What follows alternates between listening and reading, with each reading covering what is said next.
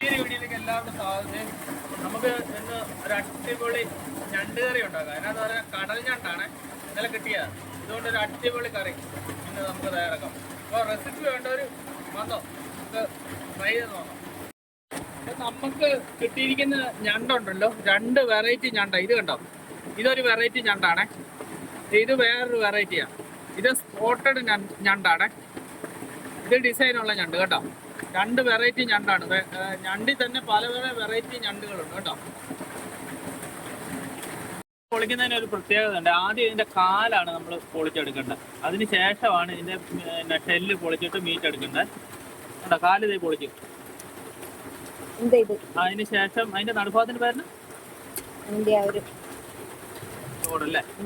ആ, അതിന് ശേഷം ഇതിന്റെ ഷെല്ല് ഇങ്ങനെ പൊളിച്ചെടുക്കും. ഈ സൈഡിൽ നിന്ന് ഇങ്ങനെ പൊക്കണം. ആ, കണ്ടോ, ഇപ്പൊ മീറ്റ് സെപ്പറേറ്റ് വരുന്നുണ്ട്. എന്നിട്ട് ഇതല്ല അതിന്റെ ചെകളയാ. ആ ചെകള എല്ലായിടത്തും കളയണേ. ഇപ്പൊ ഇതിന്റെ മുട്ട ഇടുന്ന സമയമാണ് ജൂൺ അല്ലേ. അതേ കണ്ടോ, നമ്മുടെ ആദ്യത്തെ ഞണ്ട് പൊളിച്ച് രണ്ടാമത്തെ ഇത് ക്ലീൻ ചെയ്യാൻ പോകുന്നത് കണ്ടോ. ഇങ്ങനെയാണ് ഇത് പൊളിക്കേണ്ടത് കേട്ടോ. ഞണ്ട് ഉപ്പും പുളിയും ഇട്ടിട്ട് നമ്മളതൊന്ന് വേവിച്ചെടുക്കാൻ പോവാണ്.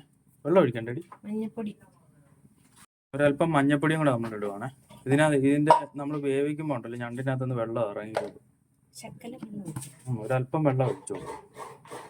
വെള്ളവും കൂടെ ഒഴിച്ചിട്ട് നമുക്ക് വേവിച്ചെടുക്കാവേ. നന്നായിട്ട് വേകട്ടെ. അപ്പോൾ വേണ്ട, നമ്മുടെ ഞണ്ട് നന്നായിട്ട് പറ്റിയിട്ടുണ്ട് കേട്ടോ. നല്ലപോലെ വെന്തിട്ടുണ്ട്. ഇനി നമുക്ക് ഇതിന്റെ മസാല തയ്യാറാക്കാവേ. നമ്മുടെ ചട്ടി ചൂടായിട്ട് നമ്മൾ കടുകും മുളകും ഇട്ട് പൊട്ടിച്ചിട്ടുണ്ട്. അതിന് ശേഷം നമ്മൾ തേങ്ങാക്കൊത്ത് ഇടാൻ പോവാം. തേങ്ങാക്കൊത്ത് നന്നായിട്ടൊന്ന് വാട്ടിയെടുക്കണം. നന്നായിട്ടൊന്ന് വാടട്ടെ. ഇഞ്ചിയും വെളുത്തുള്ളിയും കൂടെ ഇട്ടൊന്ന് നന്നായിട്ടൊന്ന് മൂപ്പിക്കണം.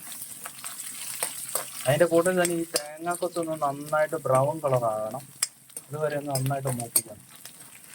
നമ്മൾ ചെറുള്ളിയും കൂടെ ഇട്ട് കൊടുക്കുകയാണ്. ചെറുള്ളിയും അതിൻ്റെ കൂട്ടത്തിൽ തന്നെ പച്ചമുളകും കൂടെ ഇടുക. കൂടെ നന്നായിട്ട് ഇനി ഒന്ന് കിടന്നൊന്ന് ബ്രൗൺ കളറാകട്ടെ. കൂടെ നമ്മൾ ഇട്ട് കൊടുക്കുകയാണ്. ചെറുള്ളിയെല്ലാം നന്നായിട്ട് വാടിയിട്ടുണ്ട്. ആദ്യം നമ്മൾ മല്ലിപ്പൊടി ഇട്ട് കൊടുത്ത് അതിന് ശേഷം മുളക് പൊടി, മഞ്ഞൾപ്പൊടി ഇതെല്ലാം കൂടി ഇട്ട് കൊടുക്കുക. ഇപ്പം മഞ്ഞൾപ്പൊടി ഇടുകയാണ്. ശേഷം നമ്മൾ ആവശ്യത്തിന് മുളക് പൊടി, ഒത്തിരി സ്പൈസി ഉള്ള മുളക് പൊടിയാണെങ്കിൽ കുറച്ചേ ഇടാവുള്ളൂ. ആവശ്യത്തിന് മുളക് പൊടി ഇട്ടു. ഇനി ഇത് പച്ച സ്മെല്ല് മാറാനായിട്ട് നന്നായിട്ടൊന്ന് നമുക്കൊന്ന് ഇളക്കി കൊടുക്കുക. ഇതിൻ്റെ പച്ചമണം മാറുന്നിടം വരെ. എടുത്ത് വെച്ചേക്കുന്ന തക്കാളിയും കൂടെ ഇട്ട് കൊടുക്കുകയാണ്. ഇനി നന്നായിട്ടൊന്ന് ഇളക്കി ഒഴിക്കുന്നത്.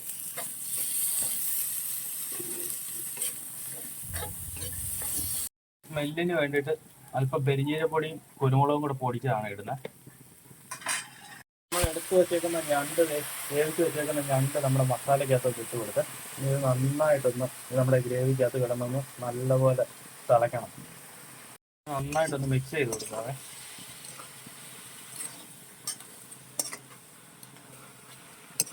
നമ്മൾ ഇതിനകത്ത് തേങ്ങാപ്പാലൊന്നും ചേർക്കുന്നില്ല. ഇത് റോസ്റ്റായിട്ട് എടുക്കുവാണ്. ഇതിൻ്റെ മസാലയായിട്ട് ഈ ഞണ്ടൊന്ന് കിടന്നൊന്ന് നന്നായിട്ടൊന്ന് സെറ്റാവും. ഈ ഞണ്ട് നമ്മുടെ ഗ്രേവി ആയിട്ട് കിടന്നൊന്ന് നന്നായിട്ടൊന്ന് തിളച്ചൊന്ന് നല്ലപോലെ പറ്റട്ടെ. ഞണ്ട് കറി റെഡി ആയിട്ടുണ്ട് കേട്ടോ. നല്ല തിളച്ച് നല്ല കുറുകി ഒക്കെ സെറ്റപ്പ് ആയിട്ടുണ്ട്.